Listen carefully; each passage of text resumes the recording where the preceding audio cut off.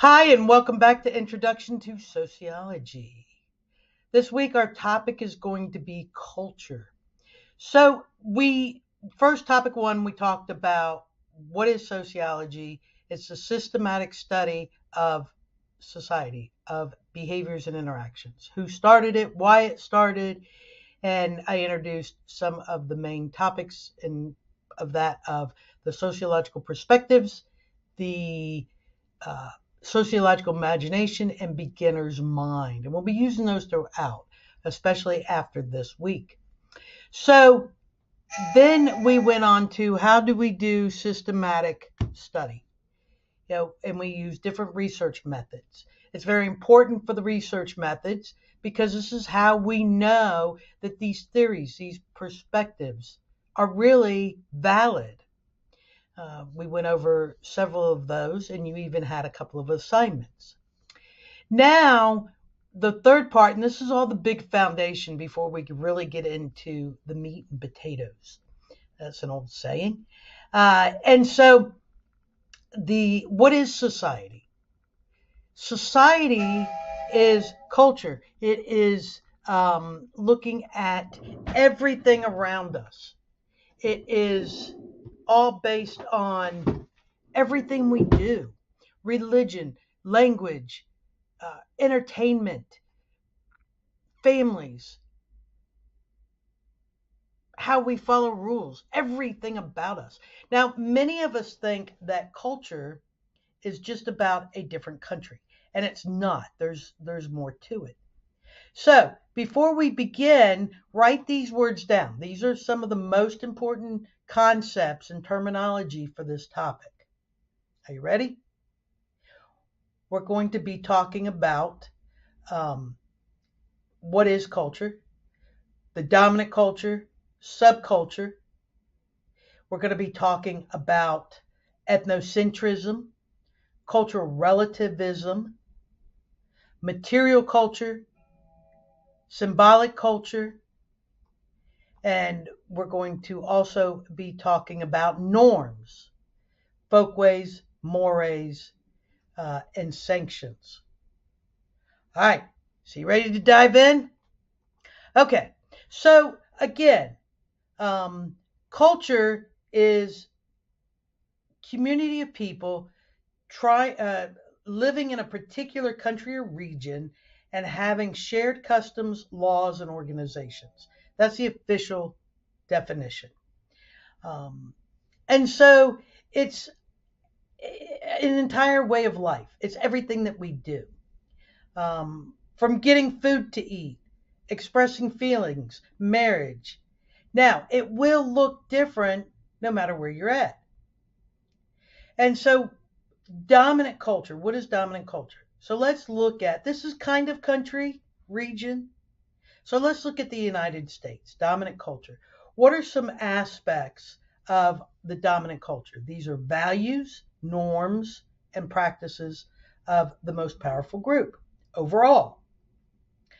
Uh, our values in the United States are freedom, marriage. We value marriage. We value education. We all speak the main language in the United States is English. Now, we are a pluralistic society when it comes to religion. What this means is there's a lots of religion in the United States. We don't have one form of religion that we follow, but Protestantism and Christianity was how the United States was based on. This is why we have "In God We Trust" on money, pledge allegiance of the flag, one nation under God. Now, we don't force this on everybody. That's why we're pluralistic. But that is part of our dominant culture. Now, think about this, some of the rules of our dominant culture. We speak English.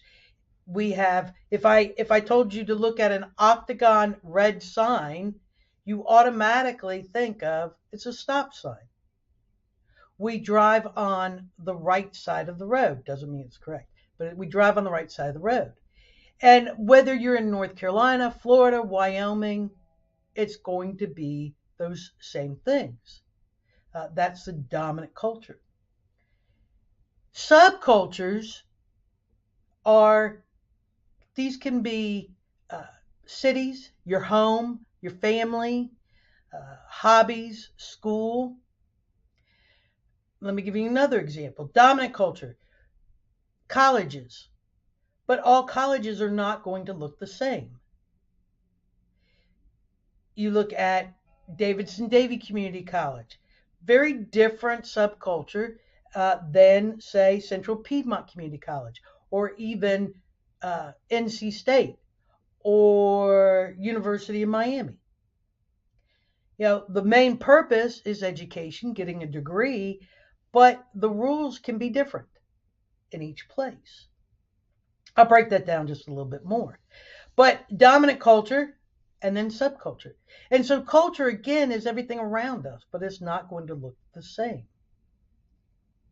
When we get to kind of norms, I'll tell you that a little bit more. Now, we have what's called cultural universals. Every society in the world has food, a type of marriage, a type of entertainment, styles of dress, what they wear, and their values and beliefs. But again, they are not all going to look the same. And they're also not going to look the same from different time periods. And this is what we call, and this is another word that you really need to know, it is called socially constructed. Socially constructed, made, built, socially by society. And it will change. If it was set in stone, it would stay the same no matter where you went and what time period. A lot of culture is developed by where you live, the weather, the geology, the topology, what you have access to food. Now in America, we have hamburgers. Some of our staple foods make you think of America are hot dogs and hamburgers. That's kind of symbolic because, you think about July 4th. We have a lot of access to that. But think about Japan. They eat a lot of sushi and fish. Well, it's kind of a smaller area and on the island, on the ocean. And they have a lot of access to seafood. So that would be their dominant food. And rice is very common there. And so a lot of it can be based on what is available. Houses and buildings. Everybody has shelter for the most part, types of shelter, buildings and things like that. But then they look different. It's really interesting. In the United States, we have houses. But when I travel a lot. And I'm always paying attention to the styles of houses. In Miami growing up, when I go back down there, I go, oh, those are Florida houses. Well, why? Most of them are one story. They're made out of cinder block. They have shutters and windows, the shutters that come down, not like the shutters you see up here, to protect the windows. And they're built because what does Florida have? A lot of hurricanes. And so the buildings in that culture is set up different because it needs to meet the needs of the hurricanes. In North Carolina, we have a lot of stick-built houses. They all look kind of the same. When I was out in Arizona and New Mexico, I was paying attention, and a lot of the styles of houses look like pueblos from years ago. And then the colors. And so it's based on what do they have? Styles of dress. Right now, Florida, at the time that I'm doing this video, if it's in the future, at the time that I'm doing this video, Florida, the panhandle of Florida, just got 7 inches of snow. This is unheard of. They don't normally have in their stores these big warm winter jackets that you would find in New York. We don't even have them, but we do have more, jackets available. And because that's not something they normally wear, because it's not something that they normally have to have. And so culture is built on that. Also in culture, every culture has its values and beliefs and their norms. How you think of norms and how I remember it is you think of normal. What's the rules? What's the expectations? What are some of the expectations in the United States? What's some of the norms and the rules? And we break these two down with two categories. The first one is called folkways. And I always think of folksy, old time. These are rules that we go by, and there's so many. And we'll learn in the next topic of how we've learned it. But there's so many of them, so many rules. And if you actually had to try to get up in the morning and go, oh, wait a minute, what do I eat for breakfast? What am I supposed to wear? What's the expectation for school? And you had to think of that every day, you'd waste a lot of time. And so a lot of it has become internal, and we just do it. Some folkways are you stand in line. You don't cut in front of people. You say hello. You're not rude. You hold the door open for people. You use napkins and utensils to eat food that aren't meant for, we have separation between what's finger food and what's, what do you use to utensils for. If I went to a restaurant and I have steak and I pick up the steak and I just start eating it and grab the vegetables and eat with my hands, I'm going to receive what's called a sanction. These are consequences. And so you can have positive sanctions or negative sanctions. These sanctions remind us what is acceptable and what is not. And so if I started eating with my hands the steak and eat the baked potato with my hands, people are going to look at me like, what is wrong with that person? Some people might even say something. They might like, what's wrong with you? Most people will just give you a dirty look or roll their eyes. I'll give you those stares. And, tipping is a folkway. You don't have to, although we're trying to make it a more, but folkways. What are some folkways in your house, in your family, in your subculture? For example, folkways in my home, some of the norms and rules in my home are pick up after yourself. Don't leave garbage all over the floor. If my son were to do that, he's probably going to get yelled at. Dude, what are you doing? Pick this up. Put your stuff away. Now, I'm not going to kick him out of the house and tell him to move out. If he's doing that, he's just going to get fussed at. And when he does do these things, I say thank you. That's a positive sanction. Hey, I really appreciate you doing that. It makes people want to do it even more. Oh, yeah, that's the right thing to do. Mores. Mores are based on morals. That's how I remember that one. Mores hold a heavier weight. A lot of these are written rules, or there's major sanctions if you break these. Let me give you a few more examples with subculture, culture, dominant cultures, subcultures, norms, folkways, and mores. So, Davidson Davie Community College. Community college, there's a culture there. There's a dominant culture. We have faculty. We have rules that we all follow. These are the policies. There's expectations for everybody with that. And so we'll go with Davidson Davie Community College. We'll just say that's the dominant culture of all the classes. Then every professor, every instructor, their classrooms are their subculture.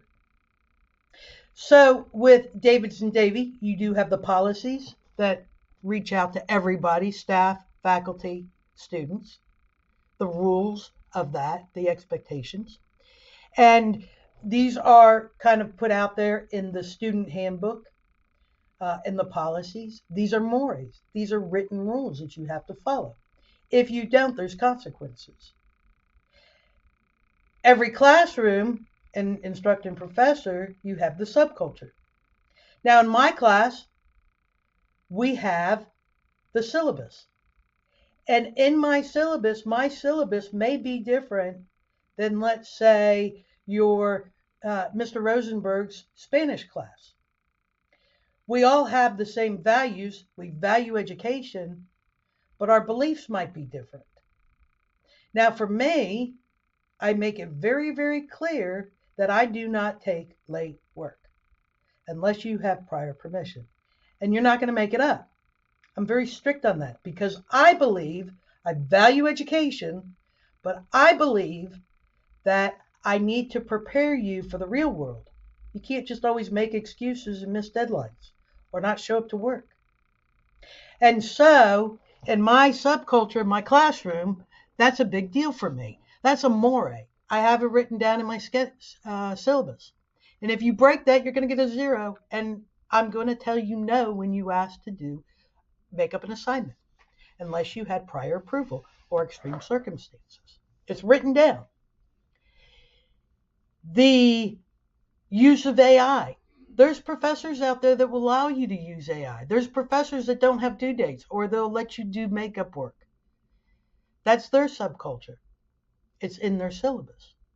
AI, very big on that. So is a college, but then every professor really pushes it or not pushes it. Folkways in my classroom. Now, it's not in my syllabus, but I had this situation not long ago. One of my folkways is don't distract me. Don't be rude in having conversations that have nothing to do with sociology while I'm teaching. And at first, you're probably going to get a look. And hey, you guys are really distracting. Can you save those conversations for later? It's not written in my syllabus. It's an expectation. There should be respect while I'm teaching. I don't mind conversations if it's about sociology and a commenter here and there, but completely off on another subject or even working on math together while I'm teaching sociology.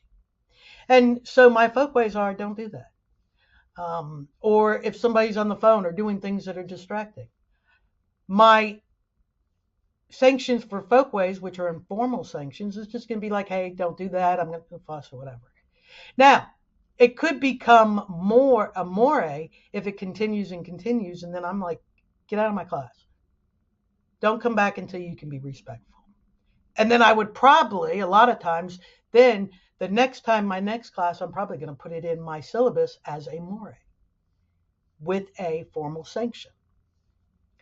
And so you're going to find this. So again, our subcultures can be family, our hobbies, the gym. And all of those subcultures, there are, more folkways and mores that you are expected to follow. The other part of culture is material culture and symbolic culture. These are some other things that make up culture. Material culture is anything you can touch by hand. It's handmade. Anything you can touch, feel, use. And there's many of them. If you look behind me, you will see lots of material culture. I got my bookshelf, my books, my stuffed animals, my animated decorations behind me, my blanket, my chair, my sweatshirt, the blinds, the curtains.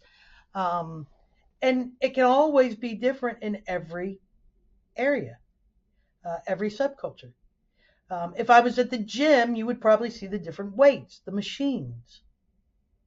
If I was playing soccer right now on the field, you look at that. Material culture, if I was playing soccer, would be the soccer field, the soccer ball, the goal nets, the uniforms.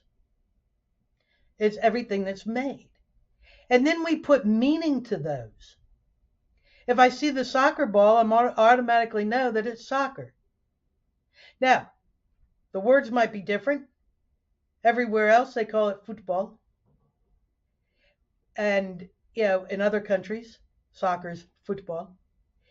But we know that soccer ball is either soccer or football. Now, you might get confused, though, because in our country, we use a different term. Football is actually a whole different sport. The oval football. would be material culture. And the meaning is entertainment. For our dominant culture, the American flag. The flag is represents a country. All countries have it. But the symbolic culture, the meaning behind the American flag is freedom, democracy, the red, white, and blue. Others might see it in a different way. Other cultures might look at our flag and have a different meaning.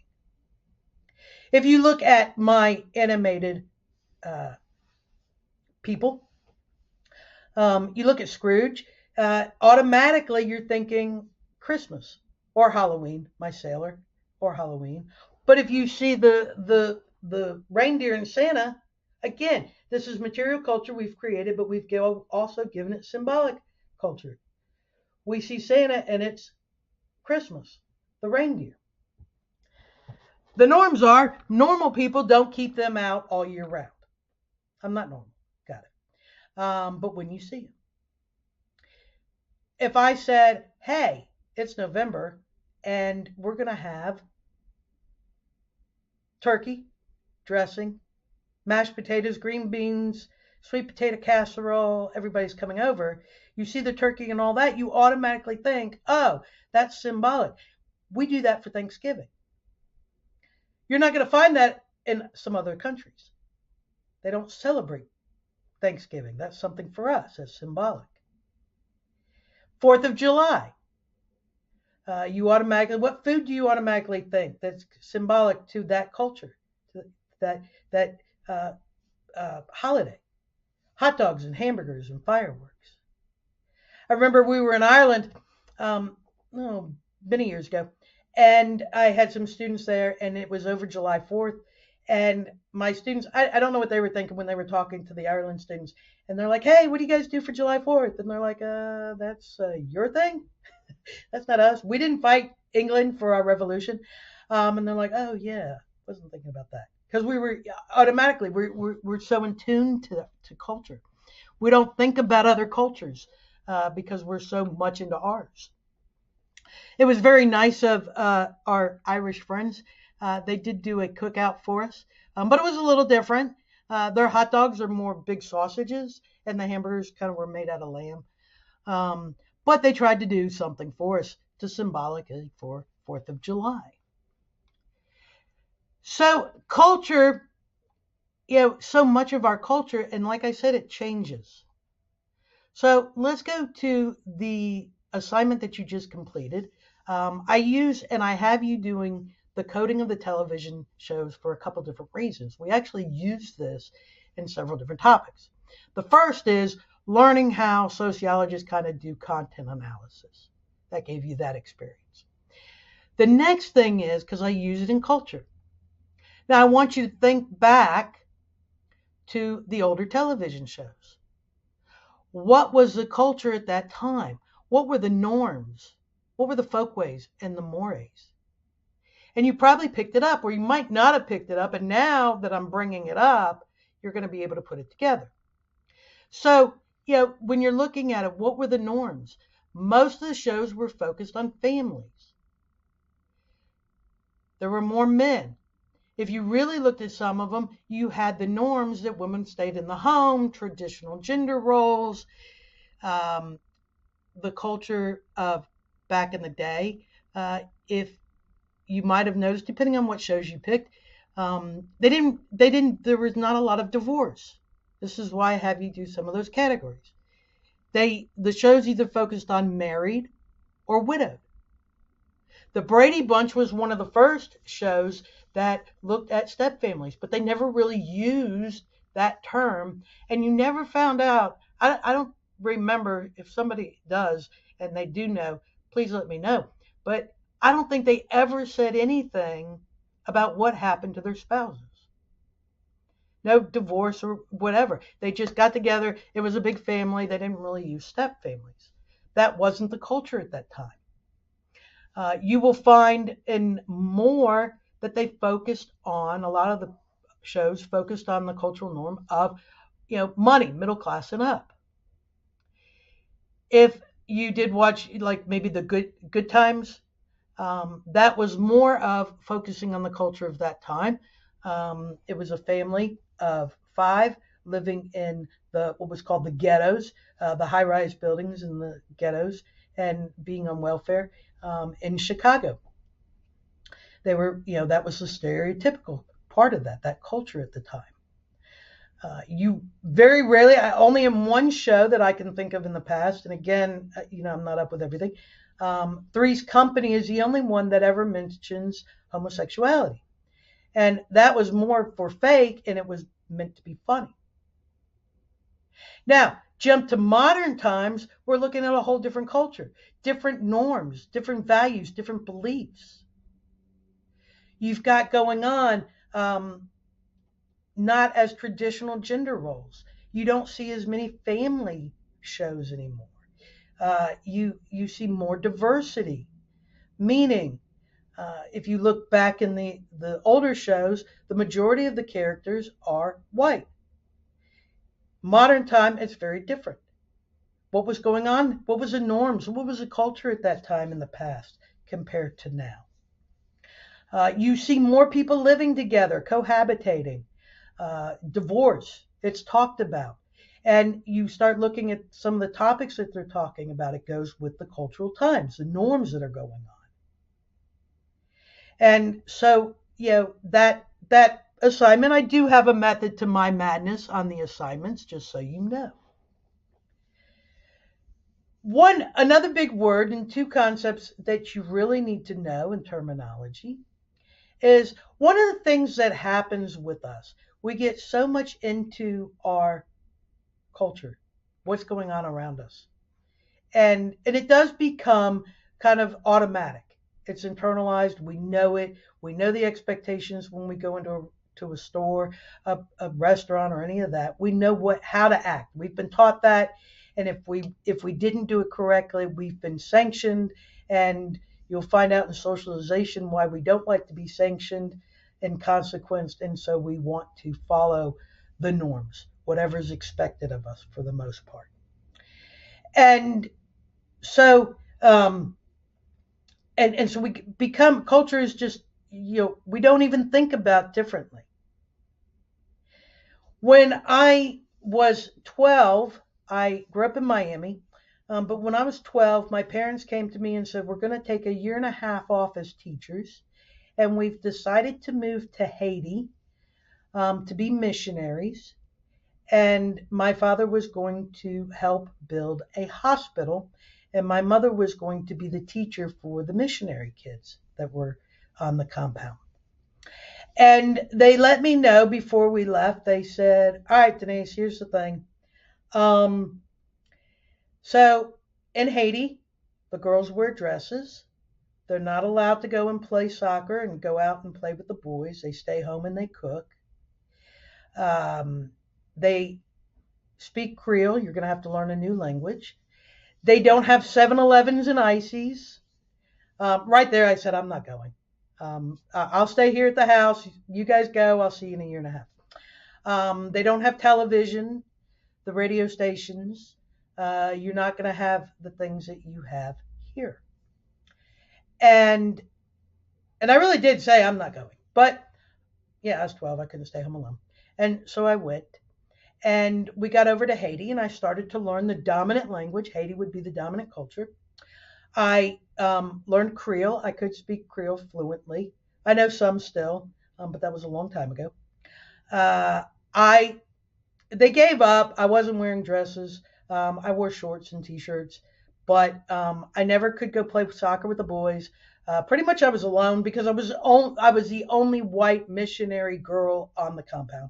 All the other missionary kids were boys. So I was alone a lot. But they did bribe me with animals because I love animals. So I had a parrot that learned how to talk.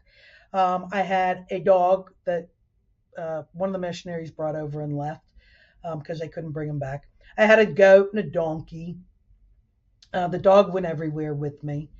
And so one of the things that happened was we got there at the end of July, 1st of August, and around Christmas time, right before Christmas, about 4 or 5 days before Christmas. I had been out running around the countryside. One of the things that I did was I would go and talk to the patients in the hospital and just kind of hang out since I wasn't allowed to do a lot of other things. And I came back, and my goat was hanging from the tree in our yard, cut open, being dressed and cleaned, and I found out it was my goat was going to be Christmas dinner. The culture there was that, again, go back to how culture's formed. They don't have a lot of, cows and things like that. And I was like, wait a minute. Why are you doing why is my goat hanging from the tree? And they're like, goat is very special for Christmas dinner. I was like, no, ham and turkey's good, not my goat. And so I was like, this is so stupid. What's wrong with you people? And I thought that a lot about a lot of the things in the culture.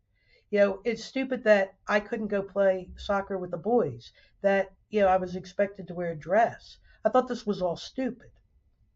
Well, this is called ethnocentrism. Ethnocentrism is when we think our culture, the way we do things, the norms, the values, beliefs, are better than what other people do. And we do this all the time. It can be on dominant cultures, it can be on subcultures. And it's this idea that our way is better than other people's way. And so I was experiencing and I was showing ethnocentrism. My way, growing up in Miami, was way better than what was happening in Haiti. You don't eat goats. Cultural relativism is a way of looking at societies and culture with an understanding. Cultural relativism is, okay, it may not be the way I would do things, but their culture is their culture, mine is mine, values and beliefs. I may not agree with it. I'm not going to change. I did on the goat, though. I will tell you that barbecued goat, cooked goat in a pit for 3 days for Christmas dinner was absolutely delicious. But, what if it was a dog? Costa Rica, they eat dogs. You think, oh my gosh, that's just wrong. That's ethnocentrism. But having an understanding, if you're visiting Costa Rica, again, dogs are in abundance there, kind of like cows here. And that's their staple of food. And me having an understanding of, okay, I get it. Now, I'm not ordering dog when I'm in Costa Rica. I still don't agree with it. But having an understanding and not putting them down for that. That is cultural relativism. Now, I tell you, we do this all the time. Take the South and the North. In the South, values, beliefs. We value respect and honor. Belief is you say yes, ma'am, no, sir, no, ma'am. All right? But when you go to other regions, we do value as a dominant culture respect, but it's seen in different ways. When you go to other regions, you don't hear as much of yes, ma'am, or no, ma'am. And then if you're from the South and you're used to doing that, man, they're just rude. They don't do that. That's ethnocentrism. But understanding it's different, that's cultural relativism. I still think it's so stupid that the North does not understand what good sweet tea is. Their idea of sweet tea is, oh, the sugar's on the table. What is wrong with them? That's ethnocentrism. Or grits. What in the world is grits? Biscuits and gravy. I had somebody from another country and they were visiting, and we went out for a good Southern breakfast.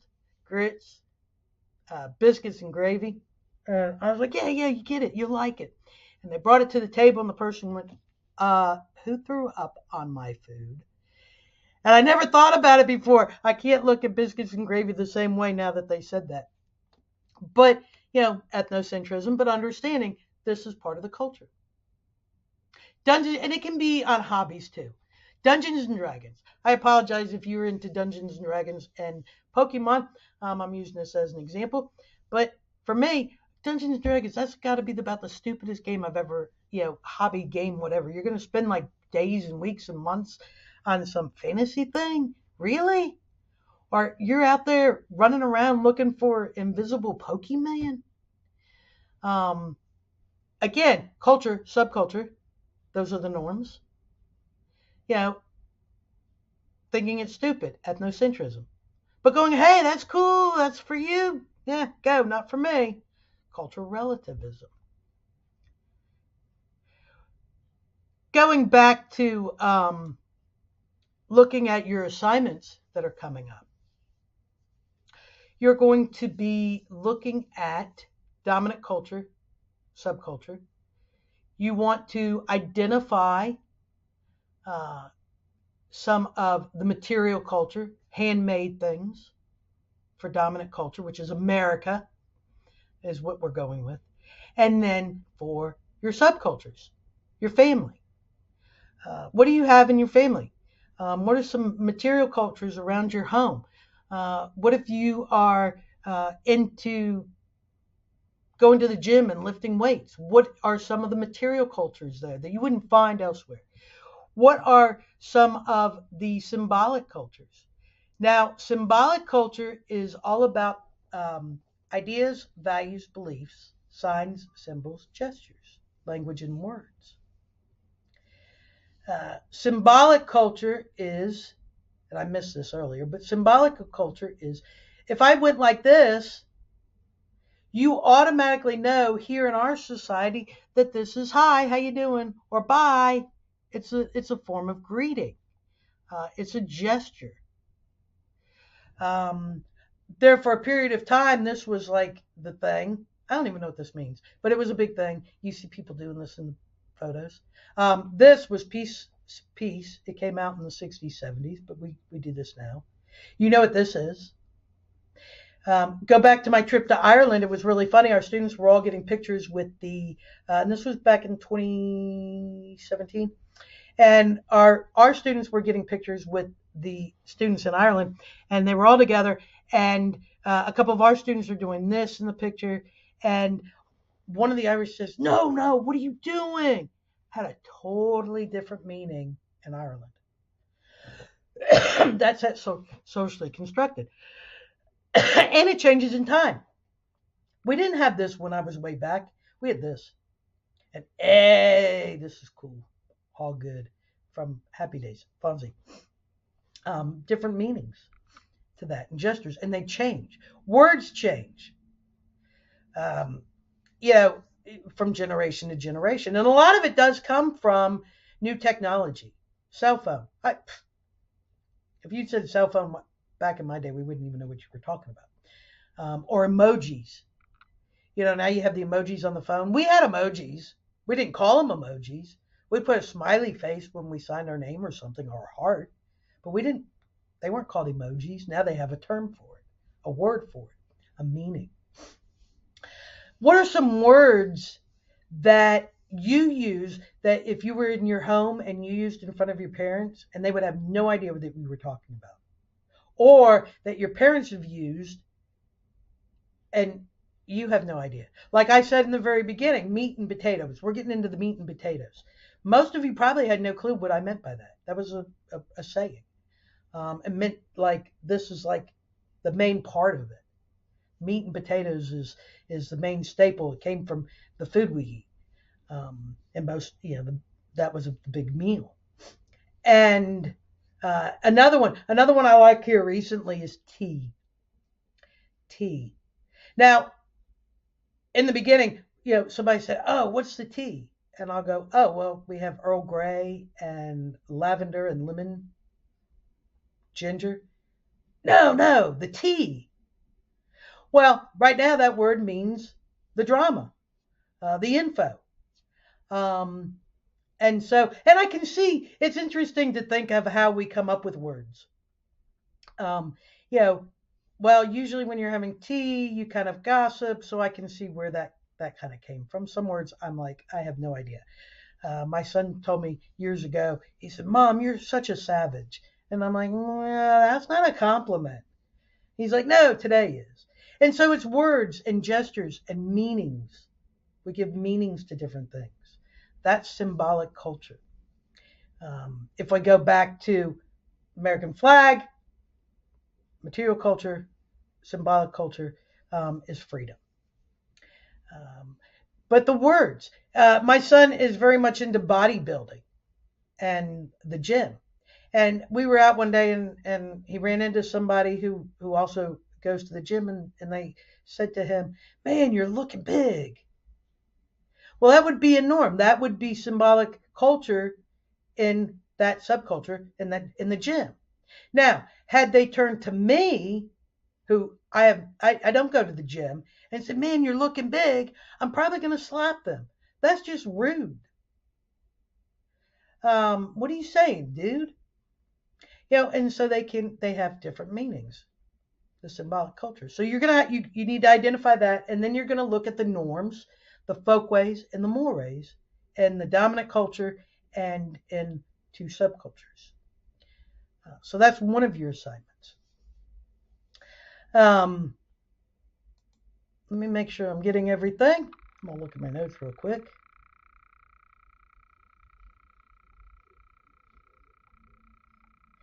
Culture does not stay the same.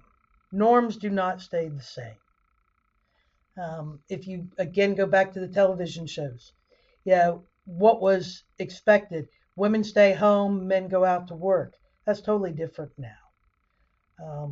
They do change, and a lot of times, sometimes culture changes with inventions of new technology, but also by what's called cultural diffusion. People are bringing in a different culture. Goth, I don't know if goth is still a thing anymore. I'm not up on some of the stuff. But goth used to be really big subculture at a time. And it did not originate in America. It was brought over from England. And then all of a sudden it became a major subculture in our society, in American society. That's called cultural diffusion, bringing it in. Cultural imperialism is when one culture believes that they are superior, comes from ethnocentrism, and they take over another culture. The best example of this is when the Europeans came over to the new Americas, the United States. Wasn't the United States at the time. And the indigenous people, the Native Americans, were living here. And we came over and we took over. And we're like, oh, you guys are doing everything wrong. We need to teach you what's right. And so we started to destroy, and the goal was genocide, to get rid of every Native American. The president at the time put that in action later on. And then we ended up not doing that, and we put a lot of the Native Americans on reservations. Well, then to destroy that culture and to take over, they were taking all the Native American children from their homes and putting them in boarding schools and cutting their hair, changing their names to what they were called Christian names. They could no longer speak their native language. They had to learn English and learn all the things for the dominant culture, America. And that was what was called cultural imperialism, taking over. We still see that in some aspects. Culture and understanding culture. And why do we need to understand culture before we go further? It's everything that we do. And it's because of our culture, our values, our beliefs. These play a huge role in our interactions with each other. If we go back to why Auguste Comte created sociology, that's what he was seeing. You had different cultures coming together because of the factories. Many people from all over, leaving agriculture and all that, were bringing in different languages, bringing in different aspects, and coming together, and he was seeing problems with that. We saw that a lot in America, especially when immigration started uh, to increase. More people from different parts of Europe coming over. We had the dominant culture set up, and then we had people coming from Italy, the Italians, Poland, Ireland, bringing the language. One of the other things that happens is um, when people are coming, we call it assimilation. They start to learn when they've moved here, they started to learn the rules and norms of the dominant culture. Now, we'll talk more about that when we get to race and ethnicity. All right, so that is culture. Um, a lot of the terminology, the main points. We need to understand this before we move on. The next topic is going to be socialization. How do we learn culture in society? And why do we follow it? And how does it play such a big part? If you have any questions on assignments, please don't just leave it, I don't know, or don't do it. I am here. I am your best resource. Shoot me an email. I have office hours. I'll do virtual, whatever you need on that. So make sure that you're asking questions if you don't understand it. All right. I will see you in the next topic. Have a great week.